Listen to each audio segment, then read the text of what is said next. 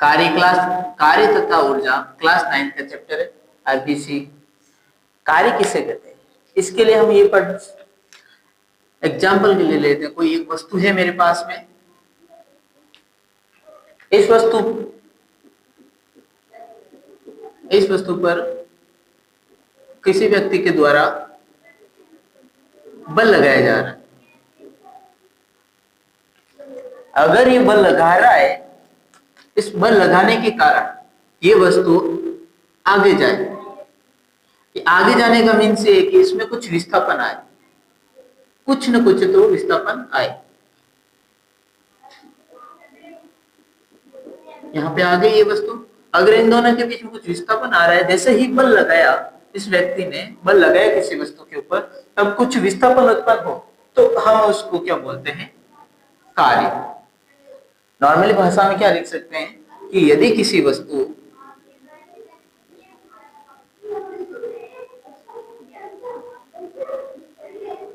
पर बल लगाया जाए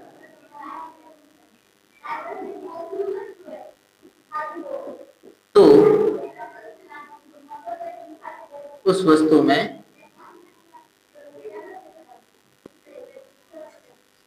कुछ विस्थापन आ जाए,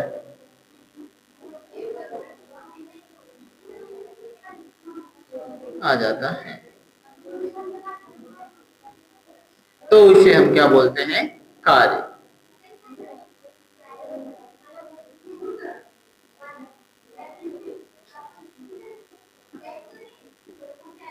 नॉर्मली भाषा है, कोई भी वस्तु ली, उस वस्तु के ऊपर हमने बल लगाया, उस बल के कारण उसमें कुछ विस्थापन उत्पन्न होता है, उसे हम बोलते हैं कार्य। कार्य भी इसमें कुछ न कुछ भी अगर विस्थापन आ रहा है तो ही कार्य। अगर जब विस्थापन यानी मैंने डी माना है, अगर डी 0 हो जाए, जैसे एग्जांपल में मेरे पास में कोई दीवार है, उस दीवार को मैं प्रेस कर रहा हूं, जैसे मैंने बॉल लगाया, वो बल लगाने के कारण क्या हुआ कि मेरी एनर्जी तो रिलीज हो रही है, लेकिन उसमें दीवार आगे नहीं जा रही, विस्थापन कुछ भी नहीं आ रहा।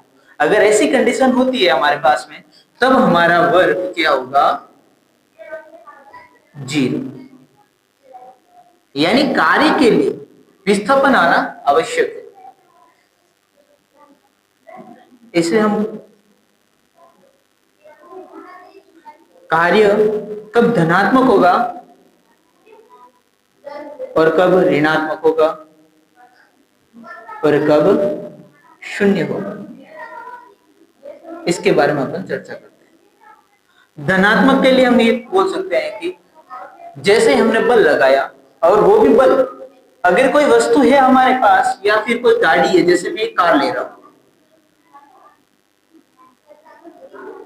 ये कार क्या कर रही है, गति कर रही है।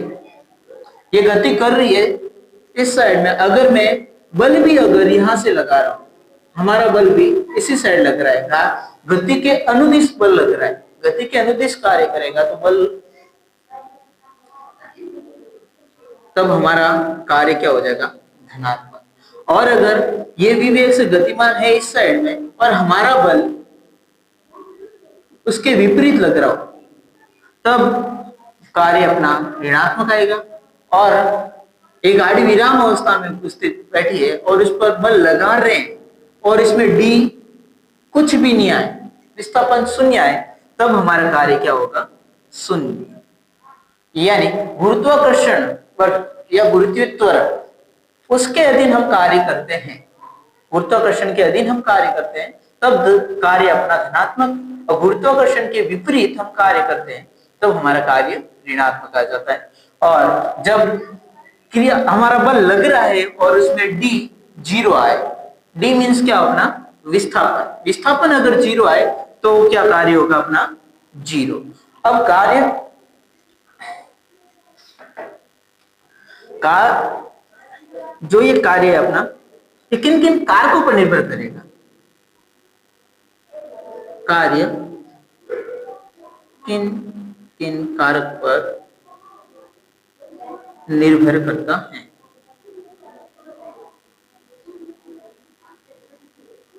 इसमें दो कारक है। अभी देखिए अपने ये कोई अपने पास कोई वस्तु थी, उस वस्तु को हमने जैसे ही प्रेस किया यानी बल लगाया, तो बल लगाने के कारण उसमें कुछ विस्थापन आया। मींस पहला क्या होगा, बल का परिणाम। ठीक है, बल का परिणाम मींस बल जैसे ही लगाया तो उसमें कुछ विस्थापन आया, और विस्थापन आने पर हमारे पास क्या हुआ, कार्य।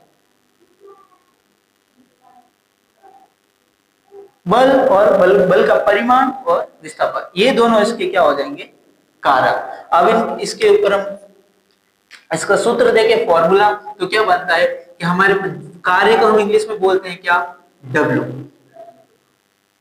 ठीक है, और डब्ल्यू बल लगाया, बल को हम बोलते हैं फोर्स। जो भी इसमें आया बीच का विस्थापन, उसे हम बोलते हैं डी। यानी अपने पास एक अच्छा सा फॉर्मूला कार्य का तैयार हो गया, W बराबर एफ डी। एफ मीन्स बल, डी मीन्स विस्थापन। इस फॉर्मूले से हमें एक नई परिभाषा, डेफिनेशन भी तैयार कर सकते हैं। वो है ये किसी वस्तु पर बल तथा उसके विस्थापन के गुणनफल को भी हम क्या बोल सकते हैं, कार्य। ठीक है, फिर आता है अपने पास इस कार्य का कुछ अदिश रूप। अदिश रूप या फिर उससे पहले हम पढ़ते हैं उसके मात्रक। अब कार्य का मात्रक ज्ञात करने के लिए हमें क्या करना पड़ेगा, कि W बराबर एफ और डी है। एफ का मात्रक क्या होता है, पिछली कक्षा में हमने पढ़ा है, न्यूटन। और डी का मात्रक, डी मीन्स विस्थापन, विस्थापन दूरी होगी, दूरी का मात्रक होगा अपने मीटर। मीन्स लिख सकते हैं कि कार्य बराबर न्यूटन इंटू मीटर।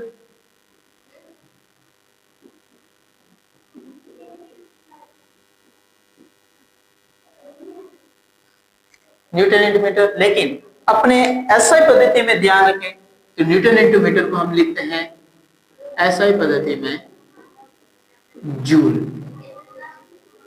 इंपॉर्टेंट है, थोड़ा याद रखना परीक्षा में। एक नंबर के लिए सवाल बनता है कि कार्य का मात्रक लिखिए जूल। फिर बनता है कि एसआई पद्धति और एक एमकेएस पद्धति आती है। एमकेएस में भी जूल होता है, और एक आती है सीजीएस पद्धति। सीजीएस पद्धति में कार्य का मात्रक होता है अपने अर्ग। और फिर आता है एक रिलेशन जूल और अर्ग में। 1 जूल बराबर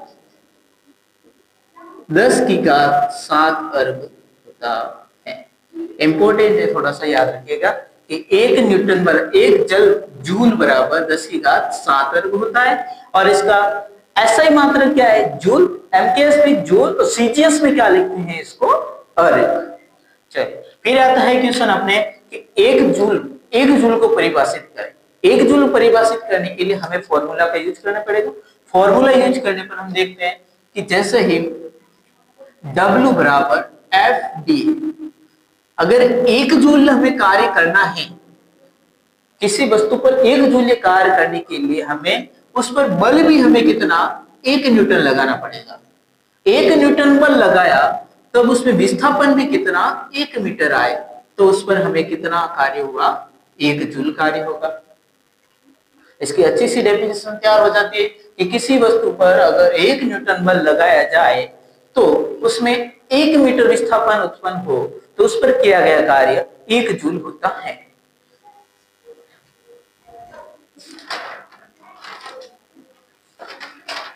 फिर आता है नियत बल के द्वारा किया गया कार्य। नेक्स्ट टॉपिक, इसी पार्ट का अपने पास नेक्स्ट टॉपिक है, नियत बल द्वारा किया गया कार्य।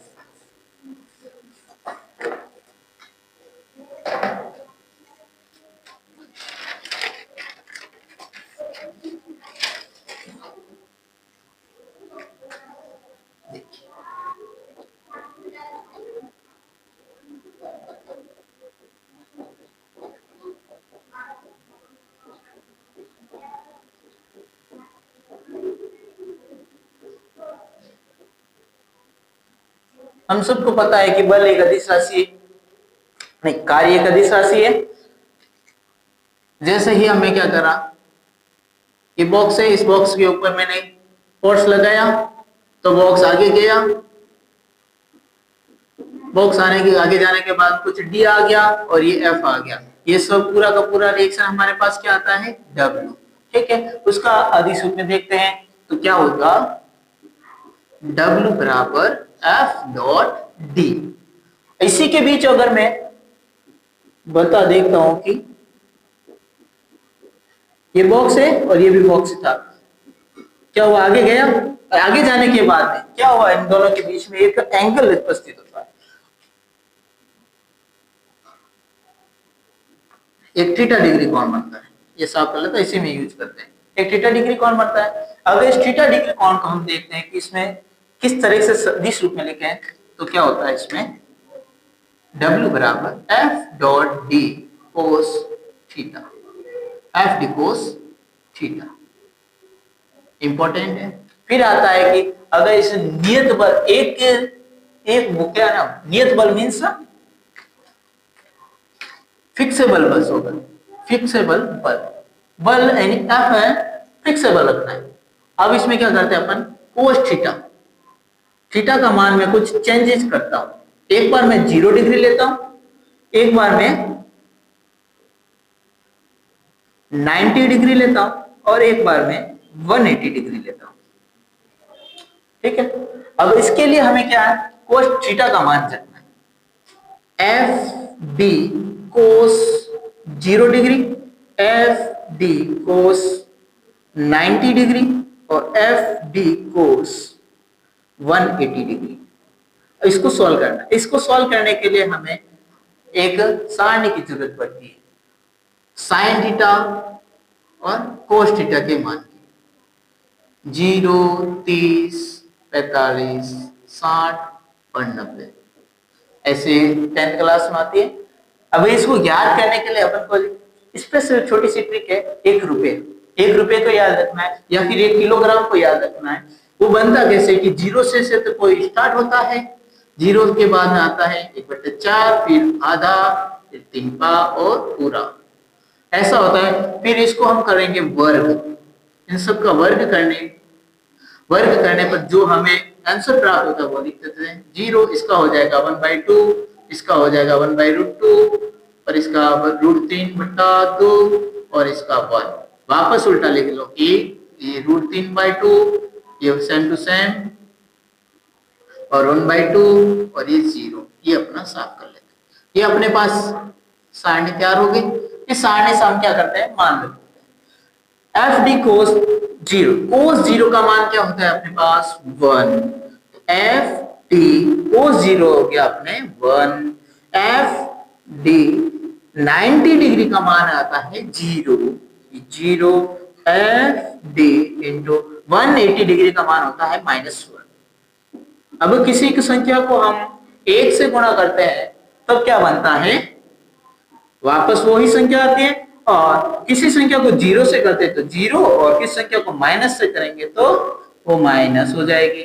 मीन्स इससे ये पता चला कि जब कोस थीटा, जिसमें कोण का मान अगर 0 डिग्री हो, कोस 0 डिग्री हो, तब कार्य अपना मैक्सिमम आएगा, वर्ग मैक्सिमम।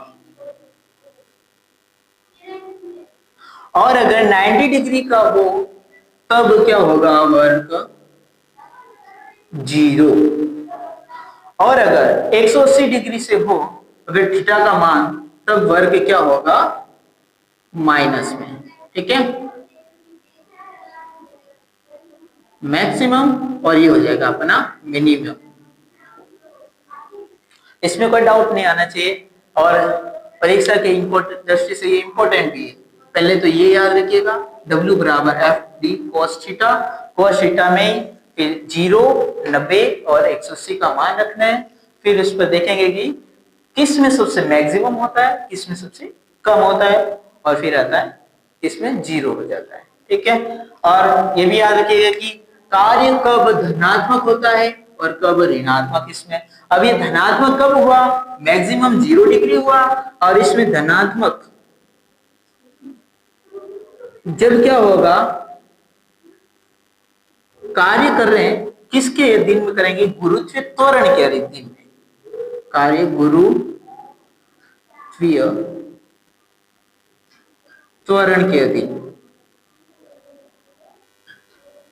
कार्य अगर अपन गुरुत्वीय त्वरण के अधीन कर रहे हैं तो धनात्मक कार्य होगा, और एक ऋणात्मक कार्य कब होगा अपना,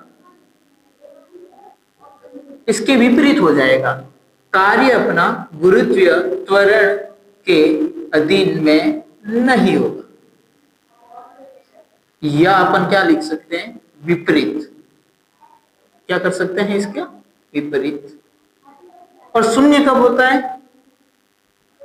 एक तो थीटा का मान कितना होगा, 90 डिग्री, और विस्थापन का मान कितना होगा, 0, तब अपना वर्क बराबर कितना होगा, 0। 3 कंडीशन आती है, नोट डाउन कर लीजिए।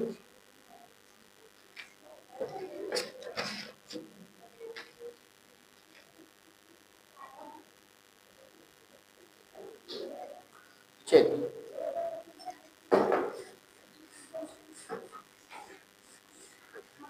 इसके बाद में अपना नेक्स्ट टॉपिक है एनर्जी, ऊर्जा।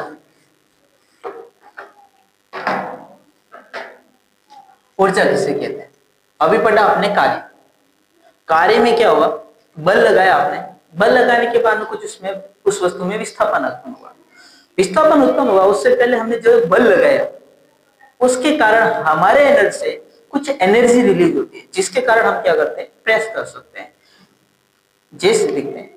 यानी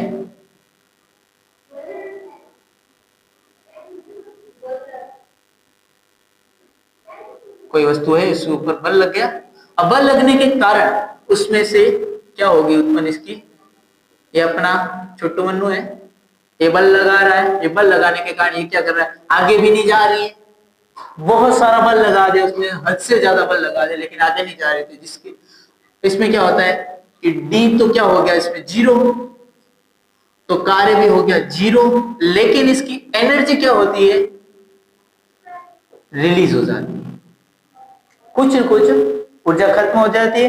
यानी हम कह सकते हैं कि किसी वस्तु में कार्य करने की क्षमता को हम क्या बोल सकते हैं, ऊर्जा। ऊर्जा क्या होगी, किसी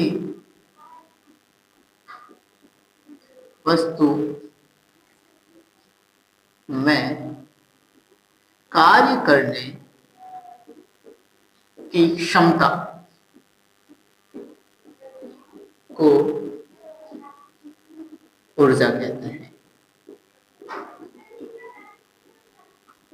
अब अगर कार्य करने की क्षमता होगी उसको ऊर्जा बोल दिया, तो हमें इसका फॉर्मूला भी क्या होगा, जो कार्य का फॉर्मूला है वो भी एनर्जी का फॉर्मूला होगा, मींस एफ डी, या फिर क्या लिख सकते हैं, एफ एस।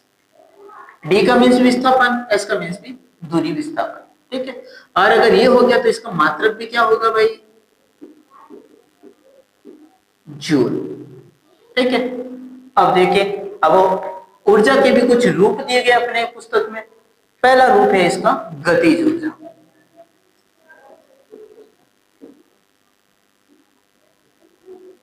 अब ये गतिज ऊर्जा क्या होती है,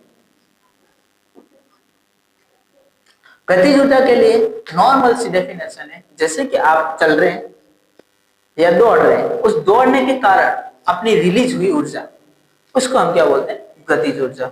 यानी किसी वस्तु द्वारा, ये भी बोल सकते हैं किसी वस्तु की वह ऊर्जा जो उसकी गति के कारण उत्पन्न हुई होती है, ये भी बोल सकते हैं किसी वस्तु की वह ऊर्जा जो उसकी गति के कारण उत्पन्न हुई होती, उसे गतिज ऊर्जा कहते हैं।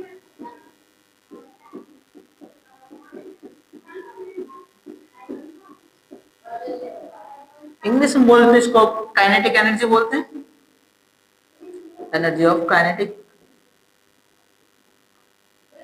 और देखते हैं एफ डी आ गया। फिर इसका फॉर्मूला ज्ञात करने के लिए, फॉर्मूला ज्ञात करने के लिए एक बार नोट डाउन कर ले इसको।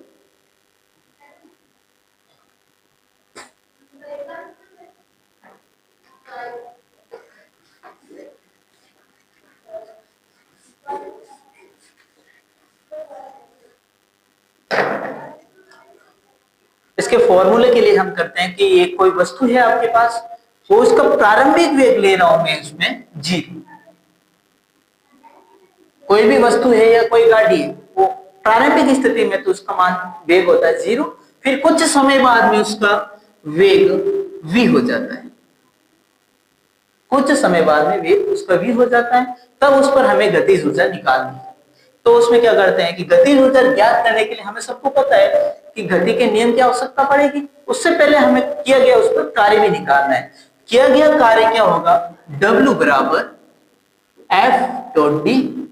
अब हमें पता है कि कार्य करने की क्षमता को ही हम एनर्जी बोलते हैं, तो कार्य करने की क्षमता बराबर यानी W बराबर एनर्जी होगी, ये कार्य एनर्जी बराबर एफ डी, या फिर क्या लिख सकता हूं मैं एफ एस, यानी E बराबर W बराबर एफ डॉट एस। समीकरण नंबर दे देता हूं मैं इसको फर्स्ट।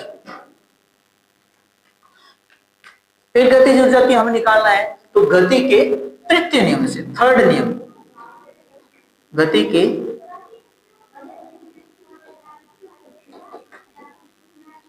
थर्ड नियम से।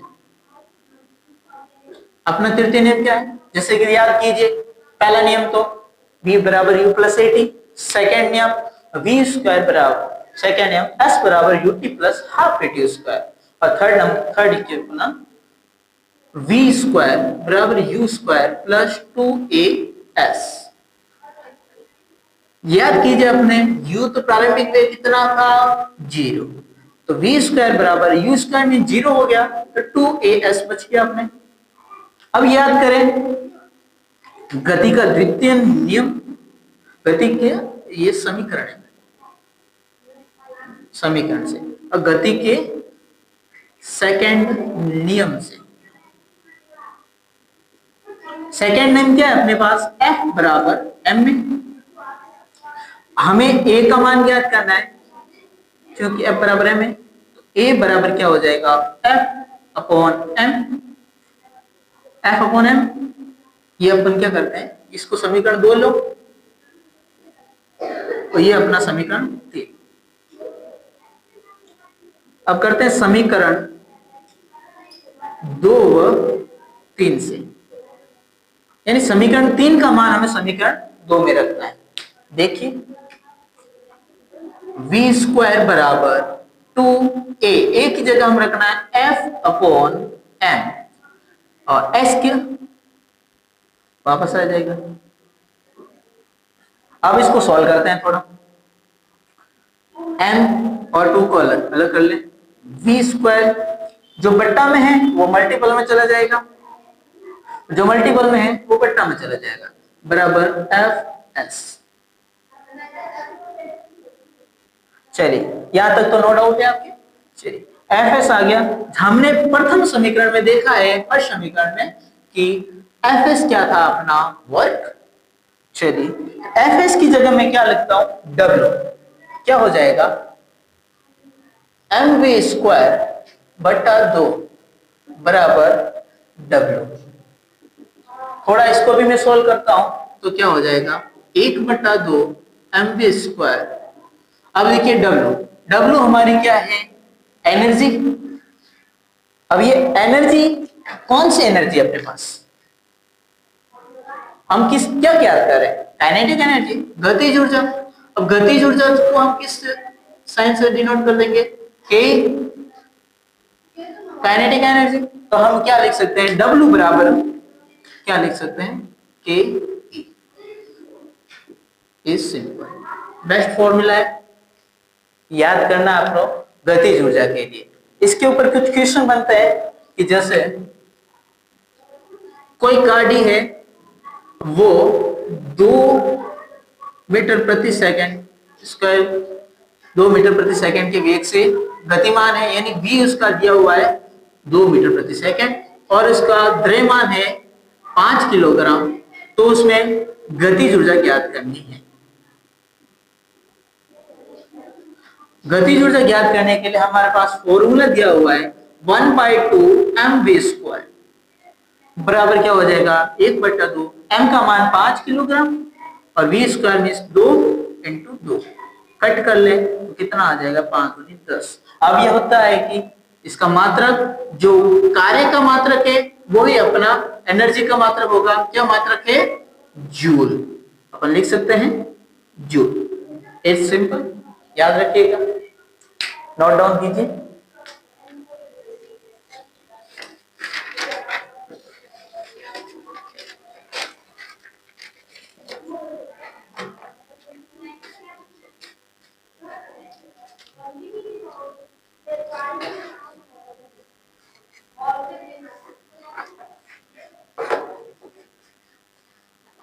अब नेक्स्ट आती है अपनी स्थितिज ऊर्जा। ये क्या होता है? कोई भी वस्तु अपनी स्थिर है वो नहीं बोलते स्थितिज, वो तो आता है जड़त्व ऊर्जा। यानी किसी वस्तु को एक स्थान से हम दूसरे स्थान पर लेके जाएं या उस वस्तु का स्थानांतरण किया जाए, उस समय हमें रिलीज की गई एनर्जी को हम क्या बोलते हैं? स्थितिज ऊर्जा। उसके लिए बोलते हैं, जैसे मैं लेता हूं कोई, ये आप सबका एक क्या है? Home town. चलिए, ये होम टाउन है, ये आपकी क्या है? घर की सीढ़ियां, ठीक है, और इसके ऊपर है डबल मंजिल का घर है आपके। चलिए, अब क्या कर रहा हो आप? क्या कर रहे हो कि यहां से एक वस्तु लेके जा रहे हो ऊपर की ओर, ये आपका गंतव्य स्थान हो गया। चले, और यहाँ पे आपने वस्तु रखी, तब आप बोलते हो कि भाई मैंने बहुत मेहनत की, ये बोलते हैं। क्या? हाँ भाई, आपने मेहनत तो की है। चलो, अगर आपने विस्थापन दिया है तो आपका कार्य है। अब यहाँ पे चल के चल घूम गए। अब याद करो विस्थापन होता क्या है? मेन चीज तो विस्थापन क्या होता है कि किसी भी दो पिंडों के बीच के मध्य की न्यूनतम दूरी। अब दो पिंड अपने कौन कौन से? पहला ये हो गया, यही चलकर ऊपर चला गया, ये हो गया अपना भी। इन दोनों के बीच की दूरी क्या होगी? ये विस्थापन। इसको मैं क्या मानता हूं? h मान लिया।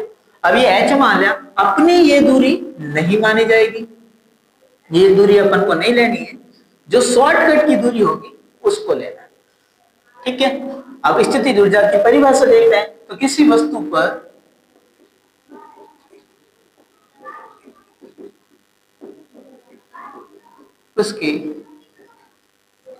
पर उसकी स्थिति या आकार में परिवर्तन, आकार में परिवर्तन के कारण उत्पन्न ऊर्जा क्या कहलाती है? स्थितिज ऊर्जा।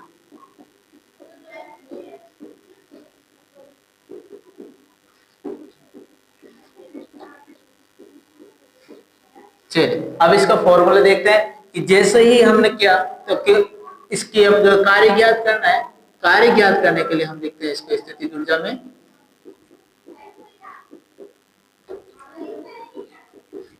बराबर F.D, यही कार्य का मात्रक है अपने पास में, F.D। अब देखिए गति के द्वितीय नियम से, गति के सेकेंड लॉ से F बराबर क्या होता है? m में। ये अपना समीकरण फर्स्ट, ये अपना समीकरण सेकेंड। F बराबर क्या हो गया? m। तो समीकरण 2 का मान समीकरण 1 में रखने पर समीकरण 2 व 1 से देखते हैं F, यानी स्थितिज ऊर्जा को हमें W से लिख लिया। F बराबर क्या हो गया? MAD। अब MAD हम क्या कर रहे हैं कि वर्क कर रहे हैं, वर्क में भी क्या हो जाएगा, ये किसके अधीन में काम करना है, गुरुत्व त्वरण के अधीन में करना है। गुरुत्व त्वरण अधीन करना है तो उसमें हम ए से डिनोट नहीं करते हैं, उस त्वरण को हम डिनोट करते हैं स्मॉल जी से। ए बराबर हमारा क्या हो जाता है, स्मॉल जी। तो हम चेंज कर लेते हैं, क्योंकि ए बराबर जी, इसलिए क्या हो जाएगा, डब्ल्यू बराबर एम जी डी। हमारे पास डी का मान कितना है, एच। तो क्योंकि डी बराबर एच, तो इसलिए क्या हो जाएगा, डब्ल्यू बराबर एम जी एच। एक सिंपल सा फॉर्मूला तैयार हो जाता है, जिसमें हम स्थितिज ऊर्जा हम ज्ञात कर सकते हैं। क्या हो जाता है, M G H. Important formula है, थोड़ा याद रखना है। इसमें एच का मान पूरी दूरी नहीं लेनी है, विस्थापन लेना है जो शॉर्टकट में आता है। ठीक है, नोट डाउन कीजिए। ऊर्जा संरक्षण का सिद्धांत ये क्या बोलता है, इसमें एक पॉइंट आपको याद रखना है। क्या है वो, संरक्षण का सिद्धांत। आपको ये दिख जाए संरक्षण का सिद्धांत, तो उसमें हमेशा क्या करना है, जिसके बारे में बताया, जैसे कि इसमें बता रहा है कि ऊर्जा, ये संरक्षण का सिद्धांत ये बोलता है, हमें ऊर्जा का पूछ रहे हैं तो ऊर्जा के बारे में देखते हैं कि ऊर्जा को न तो सर्जित कर सकते हैं, यानी सर्जन, यानी ऐड सर्जन कर सकते हैं, और न ही उसका विनाश।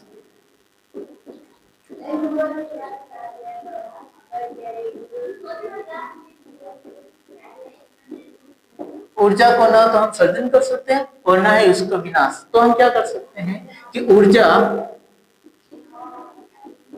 को एक रूप से दूसरे रूप में बदले, यानी स्थानांतरण से ऊर्जा को एक वस्तु से दूसरी वस्तु, एक वस्तु से दूसरी वस्तु में स्थानांतरण कर सकते हैं। एनर्जी के बारे में, यानी ये क्या बोल रहा है कि जैसे ही मेरे पास, जैसे कि मेरी गति ऊर्जा क्या हो जाएगी, मैं एक हथौड़ा ले रहा हूं, मान लो ये हथौड़ा है, ये मेरी कील है, ये मैं जैसे ये मेरी गति ऊर्जा आई और इसमें पट किया, जैसे इसको टच किया तो मेरी गति ऊर्जा इसमें चेंज हो जाएगी, और ये जो स्थिर था इसकी स्थिति ऊर्जा वो किसमें चेंज हो जाएगी, गति ऊर्जा में, और ये मेरा किसमें चेंज हो जाएगा, स्थिति ऊर्जा में। इसी प्रकार हम बोलते हैं कि गति ऊर्जा और स्थिति ऊर्जा। गति ऊर्जा को हम लिख सकते हैं mv square, 1/2 mv square, plus स्थिति ऊर्जा क्या हो जाएगी, mgh। इन दोनों का मान हमेशा क्या हो जाता है, अचर। ये जरूर याद रखिएगा, दिस इज इंपॉर्टेंट। चलो इसको भी नोट डाउन कीजिए।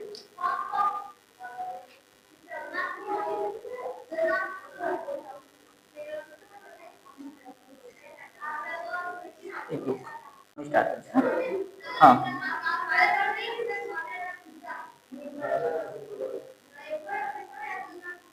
हाँ, तब ये अपने नेक्स्ट टॉपिक शक्ति। शक्ति में क्या होता है कि किसी वस्तु पर हम कार्य करने की दर, किसी वस्तु पर कार्य करने की दर या ऊर्जा रूपांतरण की दर क्या कहलाएगी, अपनी शक्ति कहलाती है। उस शक्ति का फॉर्मूला क्या हो जाएगा, हम क्या कर रहे हैं, दर। दर का मीन्स हमेशा याद रखिएगा कि 1/टाइम लेना है। समय के लिए हमें दर ज्ञात कर रही हो तो 1/टाइम फिक्स है, और हम शक्ति के बारे में देख रहे हैं तो कार्य बटा समय, और इसका मात्रक क्या हो जाएगा, वॉट। तो इससे पहले देखते हैं कि कार्य का मात्रक क्या था, जो हमने याद किया पहले, न्यूटन, और बल का मात्रक न्यूटन, कार्य का मात्रक जूल, और समय का सेकेंड। चलिए फिर आगे देखते हैं, थोड़ा सा नोट डाउन कर लीजिए। कि दर शक्ति कहलाती है। अब शक्ति क्या होगी, कार्य बटा समय, जूल बटा सेकंड, और इसका मात्रक आ जाता है अपने वॉट। ठीक है। अब देखते हैं कि वॉट में अगर 1 किलोवाट क्या होता है, 1000 जूल सेकेंड इनवर्स। अब देखते हैं कि इसमें ज्ञात करनी है अपनी 1 वाट शक्ति। क्वेश्चन आता है कि 1 वाट शक्ति किसे कहते हैं। 1 वाट शक्ति के लिए हम क्या करेंगे कि किसी भी वस्तु में 1 सेकेंड में क्या हो जाएगा, 1 सेकेंड में 1 जूल कार्य क्या, 1 सेकेंड में 1 जूल कार्य कर,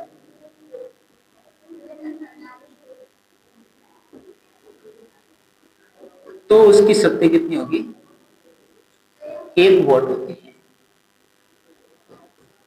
क्या होगा, 1 वाट शक्ति में समय होगा 1 सेकेंड और कार्य किया जाएगा 1 जूल, तब अपनी शक्ति कितनी आएगी, 1 वाट।